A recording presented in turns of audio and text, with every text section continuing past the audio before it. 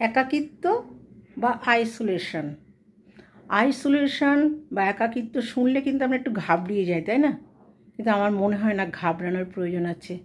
একাকিত্ব বোধ থেকেই কিন্তু আমাদের মধ্যে না আমার আমিত্বকে আমি জাগিয়ে তুলতে পারি, আমার আত্মবিশ্বাস জেগে ওঠে।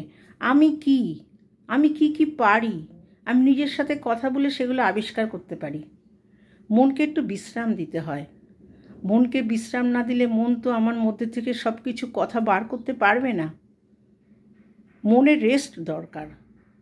সেই জন্য আমার মনে হয় একাকিত্বরও ভীষণ প্রয়োজন আছে জীবনে। আই লাভ আইসোলেশন, কখনোই বলবো না। আবার বলবো না আই হেট আইসোলেশন, এটাও বলবো না। কিন্তু একাকিত্বের প্রয়োজনীয়তা আছে।